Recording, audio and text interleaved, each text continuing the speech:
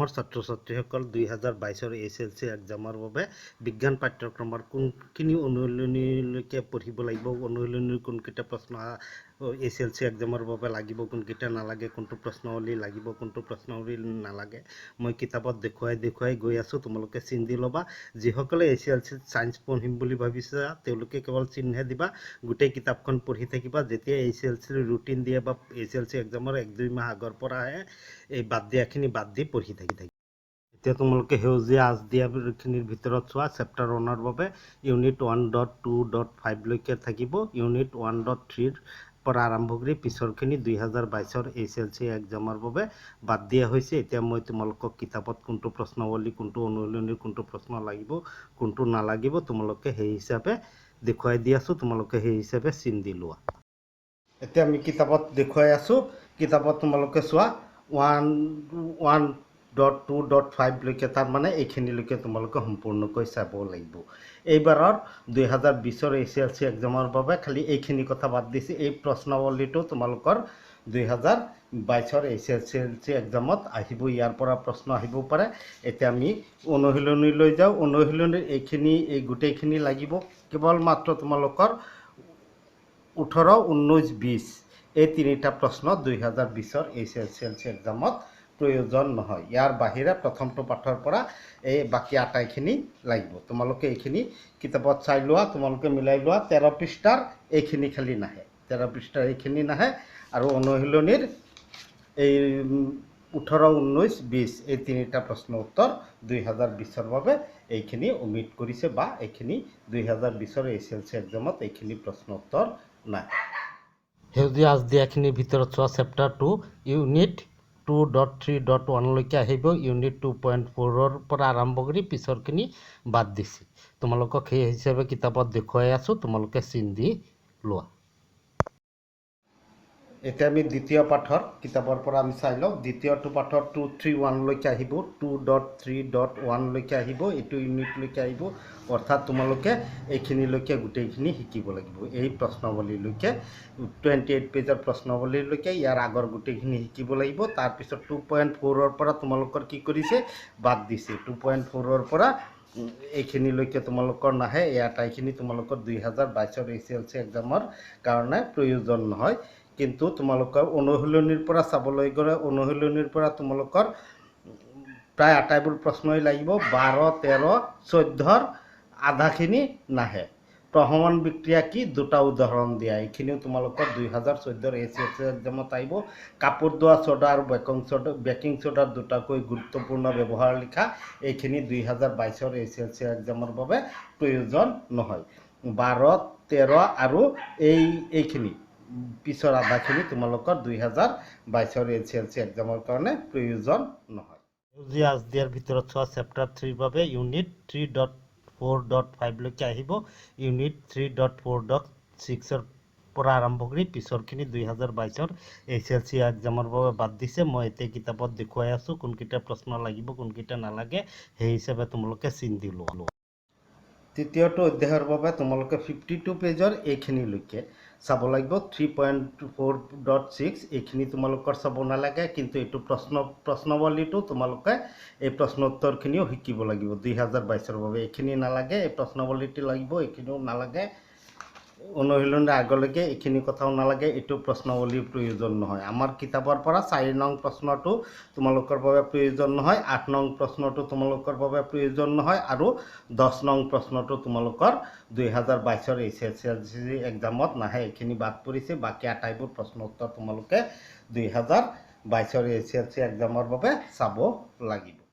তোমালোকে সেউজীয়া আঁচ দিয়াৰ ভিতৰত চোৱা। চেপ্টাৰ 4ৰ পৰা ইউনিট 4.3.4 লৈকে আহিব। ইউনিট 4.4ৰ পৰা আৰম্ভ কৰি পিছৰখিনি 2022 SLC এক্সামৰ বাবে বাদ দিয়া হৈছে। মই এতিয়া তোমালোকক কিতাপত দেখুৱাই দি আছোঁ। চতুৰ্থটো অধ্যায়ৰ পৰা তোমালোকে 71 পেজৰ এইখিনিলৈকে চাব লাগিব।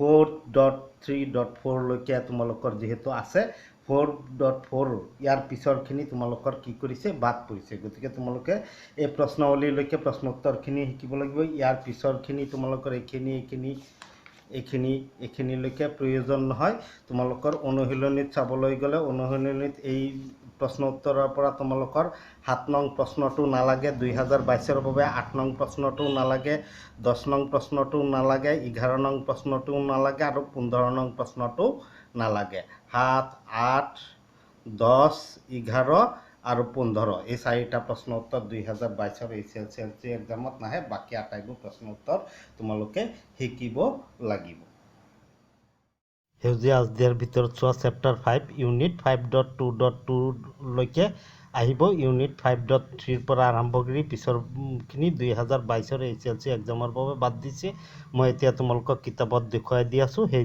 হিচাপে তোমালোকে চিন দি লোৱা 5 নং অধ্যায়ৰ তোমালোকে 84 পেজৰ চোৱা 5.2.2 লৈকে আহিব তাৰ মানে এইখিনিলৈকে তোমালোকে শিকিবলৈ প্ৰয়োজন হ'ব 5.3 ৰ পিছৰখিনি নাহে 5.3 ৰ পিছৰ পৰৱৰ্তী পৰ্যায়ৰ প্ৰশ্ন উত্তৰখিনি তোমালোকৰ নালাগে এইখিনিও নালাগে এইখিনি এই আটাইবোৰ তোমালোকৰ 2022ৰ এছএছএলচি এক্সামৰ বাবে প্ৰয়োজন নহয় তোমালোকৰ এতিয়া যদি আমি প্ৰশ্নাৱলী চাবলৈ যাওঁ এই প্ৰশ্নাৱলীৰ পৰা আমাৰ 1 নম্বৰটো নালাগে তাৰপিছত আমাৰ 10 নম্বৰটো নালাগে 3 নম্বৰটো নালাগে 2 নম্বৰটো নালাগে আমাৰ ইয়াত 6 নম্বৰ প্ৰশ্নটোৰ প্ৰয়োজন হ'ব 6 নম্বৰ প্ৰশ্নটো 2022ৰ এছএছএলচি এক্সামৰ বাবে প্ৰয়োজন হ'ব অনুশীলনীৰ এটা প্ৰশ্নৰো প্ৰয়োজন নহয় যদিও তোমালোকে অনুশীলনীৰ পৰা এইটো পৃষ্ঠাৰ 1 নম্বৰীয়া প্ৰশ্নখিনি 3 নম্বৰ প্ৰশ্নলৈকে 1 নম্বৰীয়া প্ৰশ্ন হ'ব পাৰে এইখিনি প্ৰশ্ন উত্তৰ তোমালোকে শিকি থ'ব পাৰা এতিয়া তোমালোকে সেউজীয়া আজদিয়াৰ ভিতৰত চোৱা চেপ্টাৰ 6 ফুল চেপ্টাৰ মাৰ্ক থাকিব 10 এই চেপ্টাৰটো সম্পূৰ্ণৰূপে তোমালোকে শিকিব লাগিব ইয়াৰ পৰা কোনো ধৰণৰ প্ৰশ্ন উত্তৰ বাদ দিয়া হোৱা নাই গতিকে গোটেই চেপ্টাৰটো তোমালোকে প্ৰশ্ন উত্তৰখিনি ভালদৰে শিকি পেলাবা আমি যে 6 নং অনুশীলনীটো আলোচনা কৰিবলৈ যাওঁ 6 নং অধ্যায়টো 6 নং অধ্যায়ৰ আটাইখিনি তোমালোকৰ প্ৰয়োজন হ'ব ইয়াৰ পৰা কোনো ধৰণৰ কোৰ্স বাদ দিয়া নাই মানে এইটো পাঠ তোমালোকে সম্পূৰ্ণকৈ আটাইবোৰ প্ৰশ্ন উত্তৰ লগতে অতিৰিক্ত প্ৰশ্ন উত্তৰো তোমালোকে শিকিব লাগিব এই আটাইবোৰ পাঠৰ প্লেলিষ্ট লিংক মই ভিডিঅ'ৰ ডেসক্ৰিপচনত দি থৈছো তোমালোকে তাত চাব পাৰিবা এতিয়া তোমালোকে সেউজীয়া আজদিয়াৰ ভিতৰত চোৱা চেপ্টাৰ 7 ইউনিট 7.2.1 লৈকে লাগিব 7.2.2 ৰ পৰা আৰম্ভ কৰি পিছৰখিনি বাদ দিছে মই এতিয়া তোমালোকক কিতাপত দেখুৱাই দি আছো এতিয়া আমি অধ্যায় 7 আলোচনা কৰিব লাগিব অধ্যায় 7ৰ 20 পৃষ্ঠাত চোৱা 7.2.1 লৈকে তোমালোকৰ ইউনিট 8 লৈকে প্ৰয়োজন হ'ব অৰ্থাৎ এইখিনিলৈকে তোমালোকে 2022ৰ এছএছএলচি এক্সামৰ বাবে শিকিব লাগিব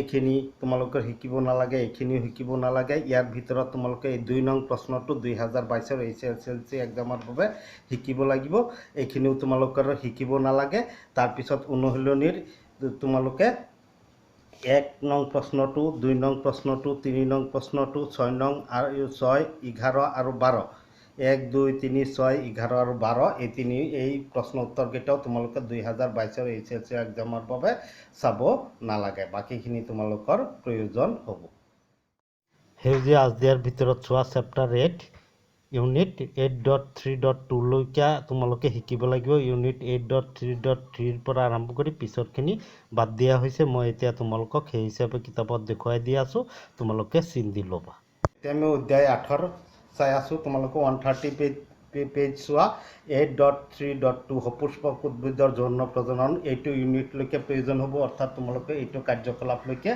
আটাইবোৰ কথা শিকিব লাগিব 8.3.3 মানুহৰ প্ৰজনন এইটো ইউনিটৰ পৰা পিছৰখিনি কি কৰিছে 2022ৰ এছএছএলচি এক্সামৰ বাবে বাদ দিছে গতিকে এইখিনি তোমালোকে 2022ৰ এছএছএলচি এক্সামৰ বাবে প্ৰয়োজন নহয় ইয়াৰ ভিতৰত তোমালোকে এইটো প্ৰশ্নাৱলীৰ 1 নং প্ৰশ্নটো তোমালোকৰ প্ৰয়োজন হ'ব তাৰ পিছত অনুশীলনীৰ পৰা 2 5 6 8 আৰু 11 2 5 6 8 আৰু 11 এই প্ৰশ্ন উত্তৰ কেইটাও 2022ৰ এছএছএলচি এক্সামত নাহে এইখিনি তোমালোকে শিকিব নালাগে বা শিকাৰ প্ৰয়োজন 2022ৰ এছএছএলচি এক্সামৰ বাবে শিকাৰ প্ৰয়োজন নাই তোমালোকে সেউজীয়া আজদিয়াৰ ভিতৰত চোৱা চেপ্টাৰ 9 ইউনিট 9.3.2 লৈকে আহিব 9.4 ৰ পৰা আৰম্ভ কৰি পিছৰখিনি বাদ দি আছে মই কিতাপত দেখুৱাই দি আছো আৰু তোমালোকে সেই হিচাপে চিন দি লোৱা নৰ চাই আছোঁ। এই অধ্যায় নৰ তোমালোকৰ কোনখিনি আহিব 9.3.2 লৈকে তোমালোকৰ 2022 SSLC এক্সামত আহিব। এইটো 9.2.3 লৈকে শিকিবলৈ হ'লে আমি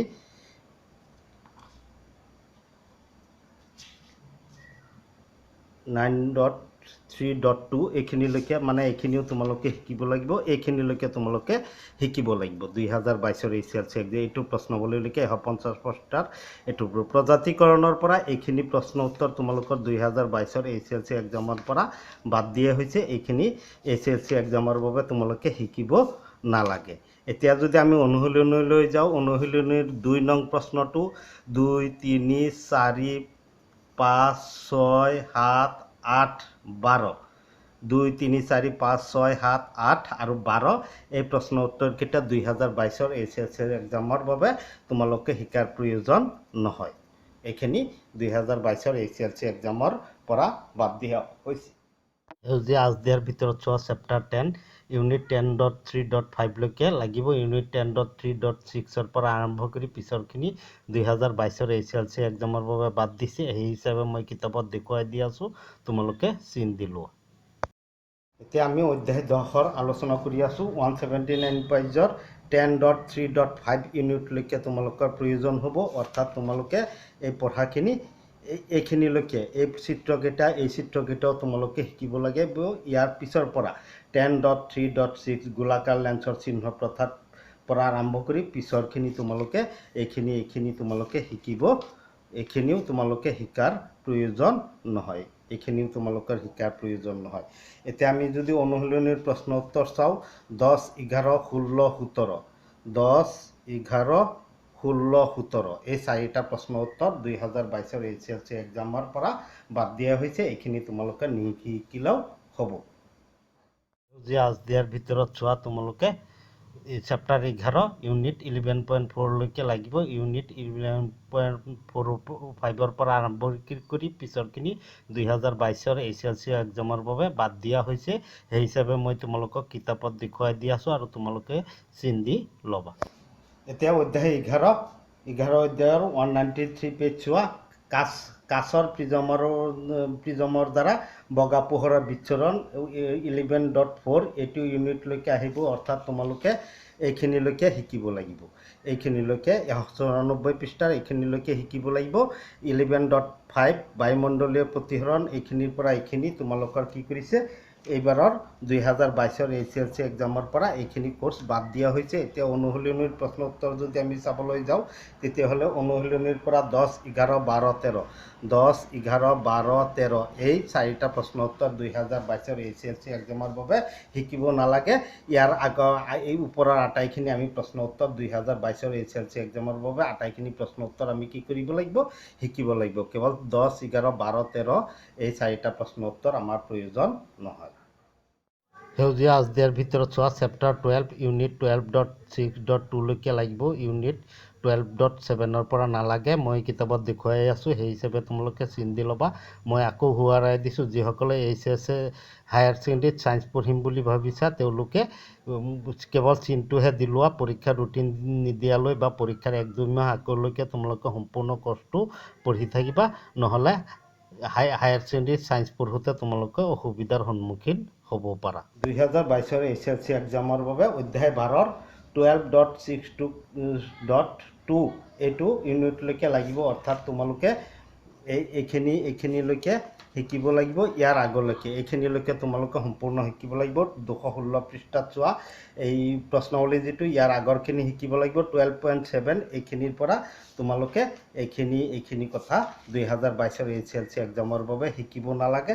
আমি যদি এতিয়া অনুশীলনীলৈ যাওঁ, অনুশীলনীৰ 12 নং প্ৰশ্নটো আমাৰ প্ৰয়োজন নহয়। 2022 SSLC এক্সামৰ বাবে 12 নং প্ৰশ্নটোৰ প্ৰয়োজন নহয়। 14, 15, 16, 17 আৰু 18ৰ নং প্ৰশ্নটো 14, 15, 16, 17 আৰু 18ৰ নং প্ৰশ্নটো 2022 SSLC এক্সামৰ বাবে প্ৰয়োজন নহয়। বাকী প্ৰশ্ন উত্তৰখিনি আমি শিকিব লাগিব।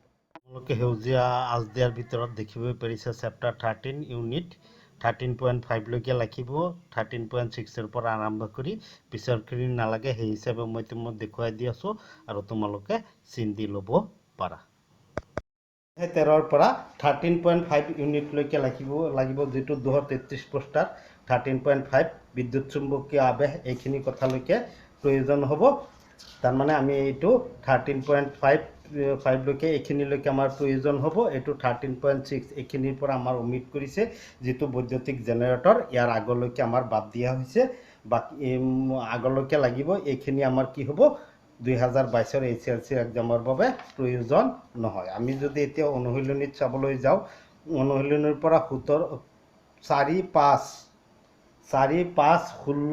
16 প্ৰশ্নটো বৈদ্যুতিক মটৰৰ মূলনীতি আৰু কাৰ্যপ্ৰণালী এইটো হয়তো তোমালোকৰ বৈদ্যুতিক জেনাৰেটৰ বুলি উল্লেখ কৰি দিছে এই জেনাৰেটৰ হলে নালাগে বৈদ্যুতিক মটৰ হলে লাগিব এতিয়া তোমালোকৰ কি কৈছো 4 5 17 18 এই প্ৰশ্ন উত্তৰ কেইটা নালাগে বাকি আটাইবোৰ অনুশীলনীৰ প্ৰশ্ন উত্তৰ 2022 ৰ HLC এক্সামৰ বাবে তোমালোকৰ প্ৰয়োজন আছে বা শিকিব লাগিব হেউজিয়া আজদিহাৰ ভিতৰত তোমালোকে দেখিব পাৰিছা চেপ্টাৰ 14 ৰ পৰা ইউনিট 14.3.1 লৈকে আহিব 14.3.2 ৰ পৰা আৰম্ভ কৰি পিছৰখিনি 2022 ৰ HLC এক্সামৰ বাবে বাদ দিয়া হৈছে মই এতিয়া কিতাপত দেখুৱাই দিয়া আছো সেই হিচাপে তোমালোকে চিন দি লোৱা অধ্যায় 14 ৰ পৰা 14.3.1 ইউনিট লৈকে আহিব সৌৰ শক্তি অৰ্থাৎ তোমালোকে এইখিনিলৈকে শিকিব লাগিব 14.3.2 এটো 250 পৃষ্ঠাত চোৱা 14.3.2 এইখিনিৰ পিছৰখিনি তোমালোকৰ 2022 ৰ HLC এক্সামৰ বাবে শিকাৰ প্ৰয়োজন নহয় আৰু এইটো যদি আমি অনুশীলনীত চাবলৈ যাওঁ তেতিয়াহলে 6 ৰ BC 7 আৰু 10 6 ৰ BC 7 আৰু 10 এই প্ৰশ্ন উত্তৰ কেইটা তোমালোকৰ 2022 ৰ HLC এক্সামৰ বাবে প্ৰয়োজন নহয় কি 6 ৰ BC 7 আৰু 10 6 ৰ BC 7 ৰ গুটেইখিনি আৰু 10 নম্বৰ এই তিনিটা প্ৰশ্নৰ বাদে এই অনুশীলনীৰ বাকি প্ৰশ্ন উত্তৰবিলাক তোমালোকৰ 2022 ৰ HLC এক্সামৰ বাবে শিকাৰ প্ৰয়োজন আছে হেউজিয়া আছৰ ভিতৰত তোমালোকে চাবই পাৰিছা চেপ্টাৰ 15 ইউনিট 15.2.1 লৈকে লাগিব 15.3 ৰ পৰা আৰম্ভ কৰি বাকিখিনি 2022 ৰ HLC এক্সামৰ বাবে বাদ দিয়া হৈছে মই তোমালোকক আকৌ শুৱাৰাই দি আছো যিসকলে সায়েন্স পঢ়িম বুলি ভাবিছে তেওঁলোকে কেৱল চিনটোহে দি লবা গোটেই কিতাপখিনি পঢ়ি থাকিব পৰীক্ষাৰ 1-2 মাহ আগত বা HLC ৰ ৰুটিন দিয়াৰ পিছতহে তোমালোকে বাদ দিয়াখিনি বাদ দি পেলাই যিখিনি HLC ৰ বাবে প্ৰয়োজনীয় সেই হিচাপে পঢ়ি যাবা নহলে তোমালোকৰ সায়েন্স পঢ়াত অসুবিধাৰ সন্মুখীন হ'ব পাৰা এতিয়া আমি অধ্যায় 15 259 পেজৰ 15.2.3 খাদ্য শৃংখল আৰু খাদ্য জাল এইটো ইউনিট লৈকে তোমালোকৰ শিকাৰ প্ৰয়োজন আছে অৰ্থাৎ তোমালোকে এইটো কাৰ্যকৰ প্ৰশ্নাৱলী লৈকে 261 পৃষ্ঠাৰ এইটো প্ৰশ্নাৱলী লৈকে শিকিব লাগিব ইয়াৰ পিছৰখিনি তোমালোকৰ শিকাৰ প্ৰয়োজন নহয় যদি আমি অনুশীলনীত চাবলৈ যাওঁ তেতিয়ালে 7 নং আৰু 8 নং প্ৰশ্নটো আমাৰ এইটো প্ৰশ্নাৱলীৰ প্ৰয়োজন নহয় 7 আৰু 8 নং প্ৰশ্নটো 2022 ৰ HLC এক্সামৰ বাবে প্ৰয়োজন নহয় একেবাৰে তলত হেউজিয়া আছৰ ভিতৰত তোমালোকে চাব পাৰিছা chapter 16 is totally omitted from the syllabus for the academic session 2021-22 অৰ্থাৎ 2021-22 ৰ HLC এক্সামৰ 22 চনৰ HLC এক্সামত এইটো পাঠৰ পৰা কোনো ধৰণৰ প্ৰশ্ন নাহে তোমালোকে ভিডিঅটো চাই যদি ভাল লাগিছে এটা লাইক এটা কমেন্ট আৰু এটা শেয়াৰ নিশ্চয় কৰিবা ভিডিঅৰ ডেসক্ৰিপচনত আটাইবোৰ অধ্যায়ৰ প্লেলিষ্ট লিংক দিয়া আছে তাত গৈ তোমালোকে ভিডিঅবোৰ একাধিক্ৰমে চাই যাব পাৰা 16টো চাবলৈ যাওঁ তেতিয়াহলে 2022 ৰ HLC এক্সামৰ পৰা 16 অধ্যায়টো সম্পূৰ্ণৰূপে বাদ দিয়া হৈছে এইটো 2022 ৰ HLC এক্সামৰ বাবে তোমালোকে শিকাৰ প্ৰয়োজন নাই